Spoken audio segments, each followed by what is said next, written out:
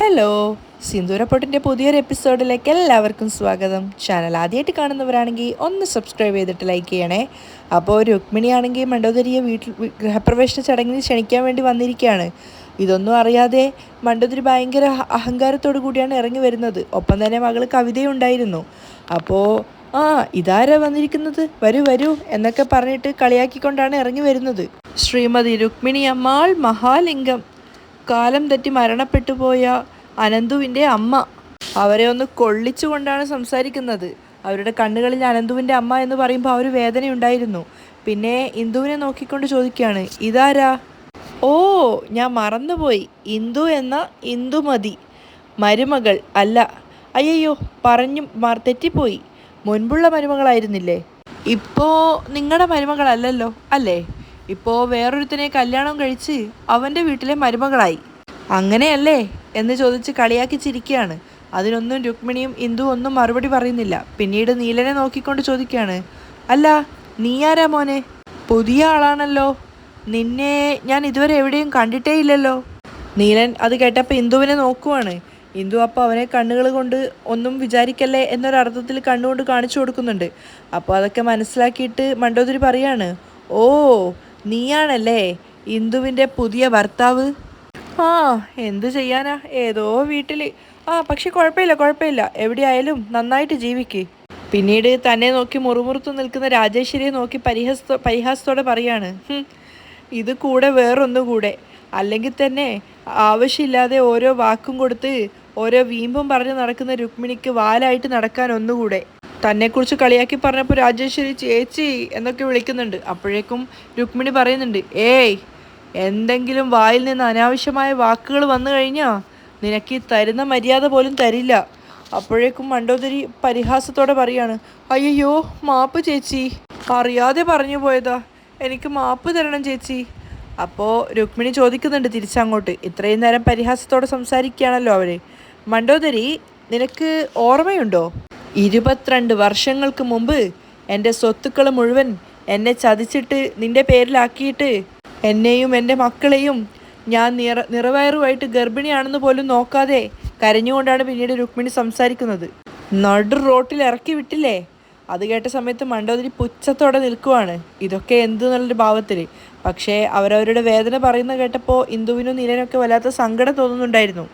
അന്ന് ഞാൻ നിന്നോടൊരു വെല്ലുവിളി നടത്തിയിട്ടുണ്ടായിരുന്നു, അത് നിനക്ക് ഓർമ്മയുണ്ടോ? ആ സമയത്ത് മണ്ഡോദരി 22 വർഷങ്ങൾക്ക് മുമ്പ് സംഭവിച്ച ആ ഒരു കാര്യത്തെക്കുറിച്ചാണ് ചിന്തിക്കുന്നത്.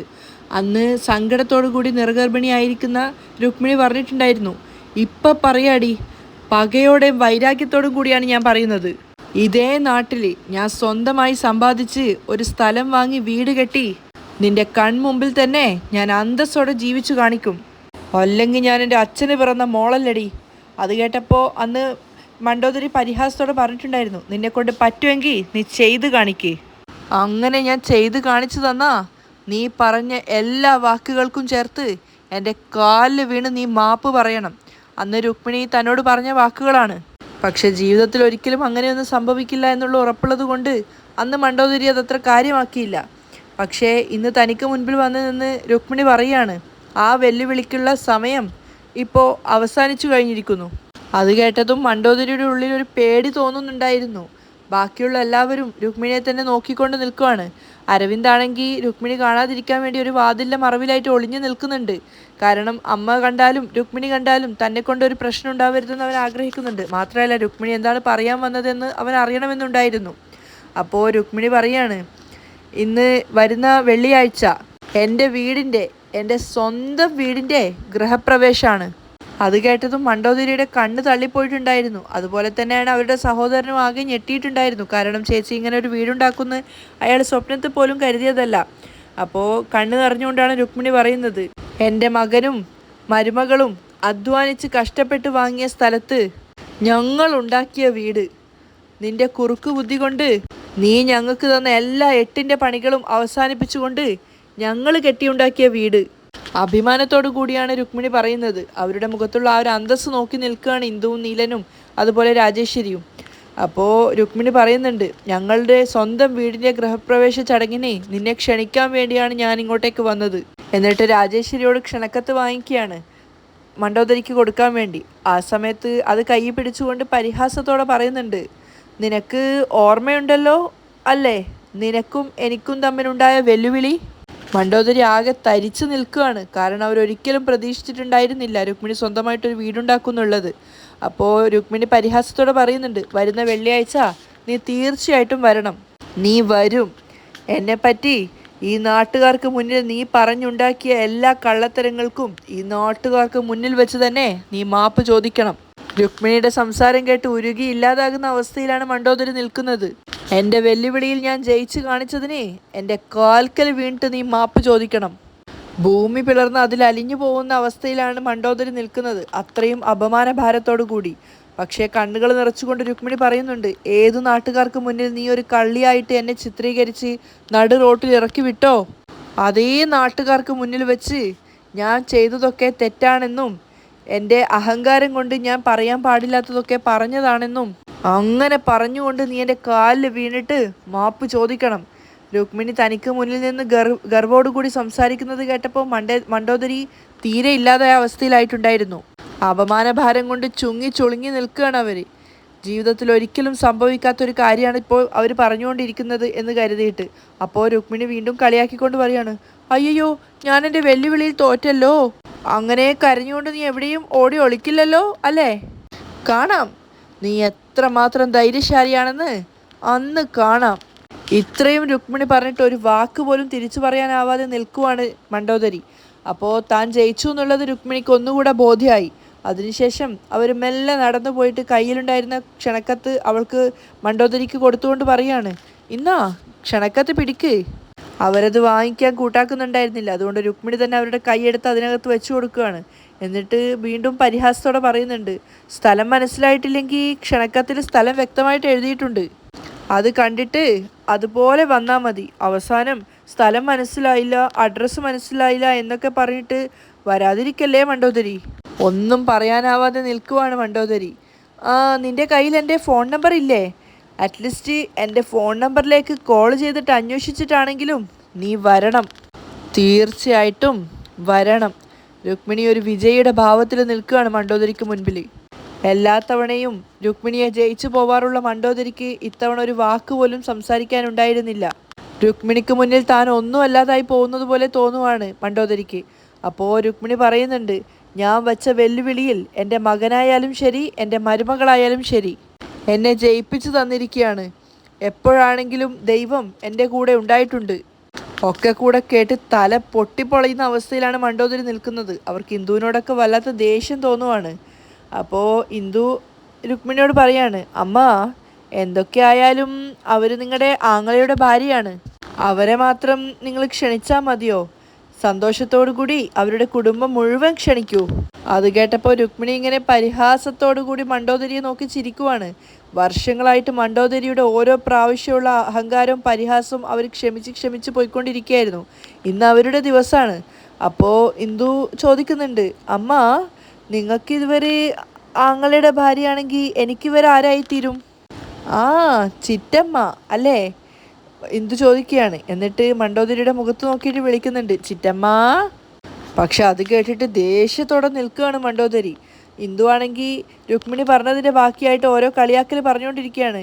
എത്രയൊക്കെയാണെങ്കിലും നമ്മൾ ഒരുപാട് തവണ കണ്ടിട്ടുണ്ടെങ്കിലും സ്നേഹത്തോടെയും സന്തോഷത്തോടും കൂടി നമ്മൾ ഇതുവരെ സംസാരിച്ചിട്ടില്ലല്ലോ. ഇപ്പോൾ ചിറ്റമ്മയാണെന്നുള്ള എല്ലാ സ്ഥാനമാനങ്ങളോടും കൂടി സ്നേഹത്തോടെയും സന്തോഷത്തോടും കൂടി പറയുകയാണ്.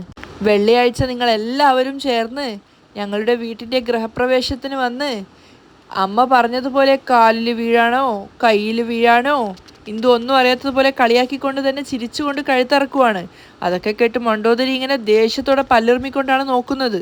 അതൊക്കെ അമ്മ പറഞ്ഞതുപോലെ നിങ്ങൾക്ക് ഇഷ്ടമുള്ളതുപോലെയൊക്കെ ചെയ്തിട്ട് എല്ലാവരും ചേർന്ന് ഗൃഹപ്രവേശ ചടങ്ങ് നന്നായി നടത്തി തന്ന് ഭക്ഷണവും കഴിച്ചിട്ട് വേണം പോവാൻ.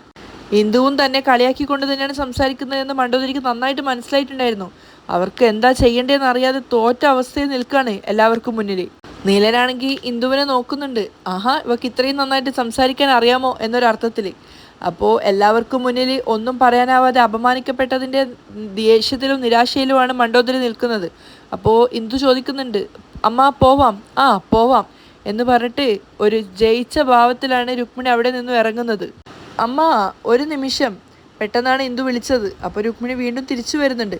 ഇന്ദു നേരെ മണ്ടോദരിയുടെ അടുത്ത് പോയിട്ട് പറയാണ്, ചിറ്റമ്മ ഞാൻ പെട്ടെന്നാണ് ഓർത്തത്, ഞങ്ങൾ രണ്ടുപേരും മറന്നുപോയിട്ടുണ്ടായിരുന്നു.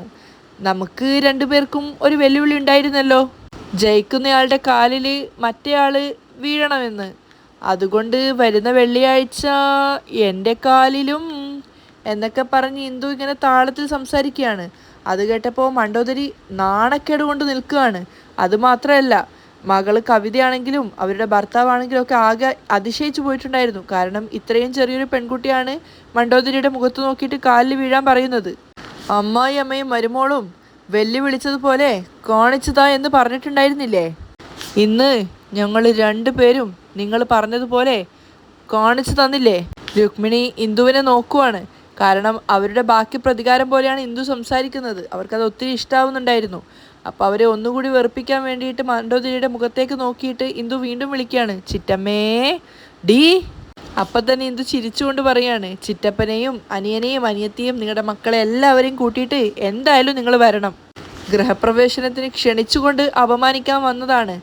അത് അവർക്ക് മനസ്സിലായിട്ടുണ്ടായിരുന്നു. അപ്പോൾ ഇന്ദു വീണ്ടും കളിയാക്കിക്കൊണ്ട് പറയാണ്, എങ്കിൽ പിന്നെ പോയിട്ട് വരാൻ ചിറ്റമ്മേ.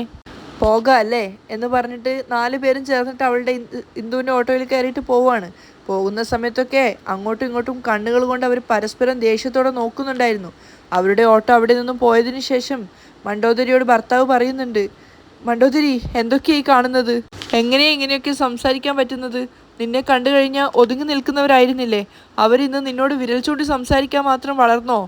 ഇത് കേട്ടിട്ട് എനിക്ക് തന്നെ എൻ്റെ ശരീരമൊക്കെ കോരി തരിക്കുകയാണ്. നിന്നോട് എൻ്റെ ഏട്ടത്തി ചേച്ചി വെല്ലുവിളിച്ചതുപോലെ അവരിന്ന് ആ വെല്ലുവിളിയിൽ ജയിച്ചിരിക്കുകയാണ്. അവർ വീടുണ്ടാക്കി കഴിഞ്ഞു. അങ്ങനെയാണെങ്കിൽ വരുന്ന വെള്ളിയാഴ്ച നീ എൻ്റെ ചേച്ചിയുടെ കാൽക്കൽ വീണിട്ട് മാപ്പ് ചോദിക്കാൻ പോവുകയാണോ? അത് കേട്ടിട്ട് കവിതയ്ക്കും മണ്ടോദരിക്കും ഒരുപോലെ ഭ്രാന്ത് പിടിക്കുന്നുണ്ടായിരുന്നു. പക്ഷെ ഇതൊന്നും ശ്രദ്ധിക്കാതെയാണ് അയാൾ സംസാരിക്കുന്നത്. അയ്യോ, ആ കാഴ്ച കാണുന്നതോർത്തിട്ട് എനിക്ക് എന്തൊക്കെയോ പേടിയും വിഷമവും ആവുന്നു മണ്ടോദരി. അങ്ങനെ സംഭവിക്കുകയാണെങ്കിൽ പിന്നെ ഞാൻ ജീവനോടെ ഉണ്ടാവില്ല. അത് കേട്ട സമയത്ത് അവർ ദേഷ്യത്തോടെ തൻ്റെ ഭർത്താവിനെ നോക്കുകയാണ്. അപ്പം അയാൾ പേടിച്ച് ചുളിച്ചൊരുങ്ങി നിൽക്കുന്നുണ്ട്. ഇത്രയും വർഷം എൻ്റെ കൂടെ കഴിഞ്ഞിട്ടും എൻ്റെ ക്യാരക്ടർ എന്താണെന്ന് നിങ്ങൾക്ക് മനസ്സിലായിട്ടില്ല അല്ലേ? അതും പോരാതെ നിങ്ങൾ എനിക്ക് വേണ്ടിയിട്ട് വല്ലാതെ അങ്ങോട്ട് വേദനിക്കുകയാണ് അല്ലേ?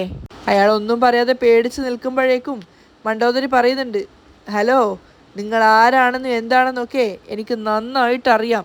എന്തൊക്കെയായാലും ആ രുക്മിണിയുടെ ശരീരത്തിൽ ഓടുന്ന അതേ രക്തം തന്നെയല്ലേ നിങ്ങളുടെ ശരീരത്തിൽ കൂടി ഓടുന്നത്. നിങ്ങളുടെ ചേച്ചി എന്നെ ജയിച്ചിട്ടു എന്ന് വിചാരിച്ച് മനസ്സിലങ്ങോട്ട് സന്തോഷം നുരഞ്ഞു പൊങ്ങുന്നുണ്ടാവും അല്ലേ? അയ്യോ മണ്ടോദരി, അങ്ങനെയൊന്നുമില്ല. അയാൾ പേടിയോടെ പറയാണ്. ഏയ് സത്യം പറഞ്ഞോ, അല്ലെങ്കിൽ ഈ വീട്ടിൽ നിങ്ങൾക്കിനി ചോറ് തരില്ല. അങ്ങനെ ചോദിച്ചാൽ ചെറുതായിട്ടുണ്ട്. അയാൾ പറഞ്ഞതാണ്. അങ്ങനെ പറ, എനിക്ക് നിങ്ങളെക്കുറിച്ച് നന്നായിട്ട് അറിയാവുന്നതല്ലേ. അതവിടെ നിൽക്കട്ടെ, നിങ്ങൾക്കുള്ളത് ഞാനൊരു ദിവസം തന്നോളാം. അല്ല മണ്ടോദരി, ഇത് നീ ഇപ്പോൾ എങ്ങനെയാ പരിഹരിക്കാൻ പോകുന്നത്? അവർ ഗൃഹപ്രവേശനത്തിനുള്ള സമയം വരെ കണ്ടു കഴിഞ്ഞു. അതാണെങ്കിൽ ആകെ 2 ദിവസത്തെ സമയം മാത്രമേ ബാക്കിയുള്ളൂ. അവളുടെ വീട്ടിലെ ഗൃഹപ്രവേശനത്തിന് അവൾ ക്ഷണിച്ചിട്ട് പോയിട്ടല്ലേ ഉള്ളൂ. അപ്പോൾ അയാളൊന്നും പറയുന്നില്ല. ആ വീട് തന്നെ അവക്കില്ല എന്ന് വെക്ക്. എങ്കിൽ പിന്നെ അവൾ എങ്ങനെ ഗൃഹപ്രവേശ ചടങ്ങ് നടത്തും? മണ്ടോദരിയുടെ കണ്ണുകളിൽ ഒരു കനൽ തന്നെ ഉണ്ടായിരുന്നു. അത് മനസ്സിലായിട്ടെന്നോണം അയാൾ ചോദിക്കുന്നുണ്ട്, എന്തൊക്കെയാ മണ്ടോദരി നീ പറയുന്നത്? നാളെ ഞാൻ എന്താ ചെയ്യാൻ പോകുന്നതെന്ന് മാത്രം നിങ്ങൾ നോക്കിക്കോ. മണ്ടോദരി ശരിക്കും ഒരു ഭ്രാന്തിയെ പോലെ നിൽക്കുകയാണ്. കവിത അപ്പോൾ വിളിക്കുന്നുണ്ട്, അമ്മ. അപ്പോൾ അയാൾ പറയാണ്, കവിത, ഇപ്പോൾ അമ്മ ദേഷ്യത്തോടെ നിൽക്കുകയാണ്. ഈ സമയത്ത് അമ്മയെ വിളിച്ച് ശല്യപ്പെടുത്തി അമ്മയ്ക്ക് ദേഷ്യം വരും. വാ പോകാം എന്നും പറഞ്ഞിട്ട് കവിതയും കൂട്ടിക്കൊണ്ട് അയാൾ അകത്തേക്ക് കയറുകയാണ്. അപ്പോൾ മണ്ടോദരി സ്വയം പറയുവാണ്, കയ്യിലുള്ള കത്തെടുത്ത് പിടിച്ചിട്ട്, നിന്നെ ഞാൻ വീട്ടിൽ ഗൃഹപ്രവേശനത്തിന് വിടും. ക്ഷണക്കത്ത് തന്നിട്ട് പോയിരിക്കുകയാണല്ലേ? എന്നെ ജയിച്ചു എന്നുള്ള അഹങ്കാരത്തിൽ പോവാണോ? നിനക്ക് ഞാൻ വെച്ചിട്ടുണ്ട്. ഞാൻ എന്താ ചെയ്യാൻ പോകുന്നതെന്ന് നീ നോക്കിക്കോ.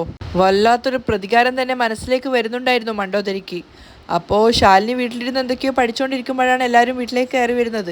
അപ്പോൾ രുക്മിണി പറയുന്നുണ്ട്, ശാലിനി അത് നീലൻ്റെ കയ്യിൽ നിന്ന് വാങ്ങിക്ക്. അപ്പം തന്നെ അവൾ വന്നിട്ട് ആ ക്ഷണക്കത്തുകളൊക്കെ നീലൻ്റെ കയ്യിൽ നിന്ന് വാങ്ങിക്കുകയാണ്. അത് വാങ്ങി അവിടെ വെച്ചിട്ട് ശാലിനി ചോദിക്കുന്നുണ്ട്, അമ്മ എന്താ ഇത്? അത് ക്ഷണക്കത്താണടി. ആഹാ, ക്ഷണക്കത്ത് ഇത്ര പെട്ടെന്ന് കിട്ടിയോ? അങ്ങനെയാണെങ്കിൽ എങ്ങനെയുണ്ടെന്ന് ഞാനൊന്ന് നോക്കട്ടെ. ഏയ് തൊടല്ലേ. ആദ്യം ദൈവത്തിൻ്റെ മുമ്പിൽ വെച്ചതിന് ശേഷം നമുക്കത് തുറന്നു നോക്കാം. ആദ്യം അത് എടുത്തുകൊണ്ടുവന്ന് ദൈവത്തിന് മുൻപിൽ വെക്ക്. എന്നിട്ട് അവിടെ വെച്ചതിന് ശേഷം ഇന്ദുവിനോട് വിളക്ക് കത്തിക്കാൻ പറയാണ്. ഇന്ദു വിളക്ക് കത്തിച്ച് പ്രാർത്ഥിച്ചതിന് ശേഷം ശാലിനി തന്നെയാണ് പൊട്ടിച്ചു നോക്കുന്നത്. അവൾക്ക് ഇൻവിറ്റേഷൻ ലെറ്റർ നന്നായിട്ട് ഇഷ്ടപ്പെട്ടിട്ടുണ്ടായിരുന്നു. പിന്നീട് മഞ്ഞളും കുങ്കുമം വെക്കുന്ന ചടങ്ങാണ്. അത് ചെയ്തുകൊണ്ടിരിക്കുന്ന സമയത്ത് രാജേശ്വരി നീലനോട് ചോദിക്കുകയാണ്, ചായയോ കോഫിയോ എന്തെങ്കിലും ഉണ്ടാക്കി കൊണ്ടുവരട്ടെ എന്ന്. അതൊന്നും വേണ്ട, ക്ഷേത്രത്തിൽ വെച്ചിട്ട് പ്രസാദം കഴിച്ചപ്പോൾ തന്നെ വയറ് ഫുള്ളാണ്. ഇത്തിരിയുള്ള പ്രസാദം കഴിച്ചിട്ടാണോ വയറ് ഫുള്ളായത്? രാജേശ്വരി ചോദിച്ചപ്പോൾ നീലം പുഞ്ചിരിക്കുകയാണ്. അതിനുശേഷം മഞ്ഞളും കുങ്കുമവും വെച്ച ആ ഒരു ഇൻവിറ്റേഷൻ ലെറ്റർ ശാലിനി തുറന്ന് വായിച്ചു നോക്കുവാണ്. അവസാനം ക്ഷണിക്കുന്നത്, നിങ്ങളെ വീട് ഗൃഹപ്രവേശനത്തിന് ക്ഷണിക്കുന്നത് ഇന്ദു നീലൻ എന്നുള്ള പേര് വായിച്ച് കേട്ടപ്പോൾ ശാലിനി പറയുന്നുണ്ട്, സൂപ്പറായിട്ടുണ്ടമ്മ. അവരുടെ രണ്ടുപേരുടെയും പേര് ഒന്നിച്ച് വെച്ചത് സൂപ്പറായിട്ടുണ്ട്. അപ്പോൾ രുക്മിണി പുഞ്ചിരിച്ചുകൊണ്ട് പറയാണ്, ഇന്ന് നമുക്ക് സ്വന്തമായിട്ടൊരു വീടുണ്ടായതിന് ഒറ്റൊരു കാരണമേ ഉള്ളൂ, അത് ഇന്ദുവാണ്. ഇന്ദു ആണെങ്കിൽ പോലും അത് അവളുടെ കടമയാണെന്ന് കരുതി ചെയ്തിട്ടുണ്ടെങ്കിലും എല്ലാ രീതിയിലും അവളെ സപ്പോർട്ട് ചെയ്തുകൊണ്ട് നിന്ന നീലനും തീർച്ചയായിട്ടും ഈ ഒരു അഭിനന്ദനത്തിന് അർഹനാണ്. അപ്പം തന്നെ നീലൻ പറയുന്നുണ്ട്, അയ്യോ എന്തൊക്കെയാ ഈ പറയുന്നത്, എനിക്കിതിൽ യാതൊരു പങ്കുമില്ല. ഞാൻ എന്ത് ചെയ്തു എന്നാണ് നിങ്ങളെല്ലാവരും ഈ പറയുന്നത്? ഞാൻ ഒന്നും ചെയ്തിട്ടില്ല. ഇത് മുഴുവൻ ഇന്ദുവിൻ്റെ അധ്വാനമാണ്. അവളുടെ അധ്വാനത്തിൻ്റെ കൂടെ എന്തിനാ എന്നെയും ചേർത്തിട്ട് അഭിമാനത്തോടെ പറയുന്നത്? അമ്മ ഞാനും കുറച്ച് ഇൻവിറ്റേഷൻ ലെറ്റർ എടുത്തിട്ട് എൻ്റെ ഫ്രണ്ട്സിനൊക്കെ കൊടുക്കട്ടെ അമ്മ. ഈ വീട്ടിൽ ഒരുപാട് ഗിഫ്റ്റുകളൊക്കെ കിട്ടും. അപ്പോൾ രാജേശ്വരി വേഗം വിലക്കുകയാണ്, അതൊന്നും വേണ്ട ശാലിനി, ഒരുപാട് പേര് വന്നിട്ട് ഭക്ഷണം കഴിച്ച് പോകാൻ വേണ്ടിയാണോ? ഏട്ടത്തി നോക്ക്. അപ്പോഴേക്കും ഇന്ദു രാജേശ്വരിയോട് പറയുന്നുണ്ട്, അമ്മായി, വീട്ടിൽ നമ്മൾ ഇത്രയും വലിയൊരു ഫംഗ്ഷൻ നടത്തുന്നത് നമുക്കറിയാവുന്നവരും സ്വന്തക്കാരും ബന്ധുക്കാരും എല്ലാവരും വയറു നിറയെ ഭക്ഷണം കഴിച്ചിട്ട് നമ്മുടെ വീടിനെക്കുറിച്ച് നല്ലത് പറഞ്ഞിട്ട് പോകാൻ വേണ്ടിയല്ലേ. അതുകൊണ്ട് ശാലിനിയുടെ ഫ്രണ്ട്സും വന്നിട്ട് അവരും സന്തോഷത്തോടെ ഭക്ഷണം കഴിച്ച് പോയിക്കോട്ടെ. അപ്പം തന്നെ ശാലിനി പറയുന്നുണ്ട്, സൂപ്പർ ചേച്ചി സൂപ്പർ. ഞാൻ പോയി ഓഫീസിലുള്ള എല്ലാവർക്കും ക്ഷണക്കത്ത് കൊടുക്കാൻ വേണ്ടി പോവുകയാണ്. അപ്പോഴാണ് ശാലിനി അവളുടെ മനസ്സിലുള്ളൊരു സംശയം ചോദിക്കുന്നത്, അമ്മ, പൊങ്കൽ കഴിഞ്ഞിട്ട് നമ്മുടെ വീടിൻ്റെ ഗൃഹപ്രവേശ ചടങ്ങ് വെക്കുവാണെങ്കിൽ നീലൻ ചേട്ടനും ഇന്ദു ചേച്ചിക്കും ആദ്യത്തെ തലപ്പൊങ്കലല്ലേ ഇത്? അത് കേട്ട സമയത്ത് രുക്മിണിയുടെ മുഖം ആകെ വാടുവാണ്. അങ്ങനെയാണെങ്കിൽ അവരിങ്ങോട്ടേക്ക് വരില്ലല്ലോ എന്ന് കരുതിയിട്ട്. ആ സമയത്ത് ഇന്ദുവും നീലനും പരസ്പരം നോക്കുന്നുണ്ട്. അവിടെയാണ് ഇന്നത്തെ എപ്പിസോഡ് വൈൻഡപ്പ് ചെയ്യുന്നത്.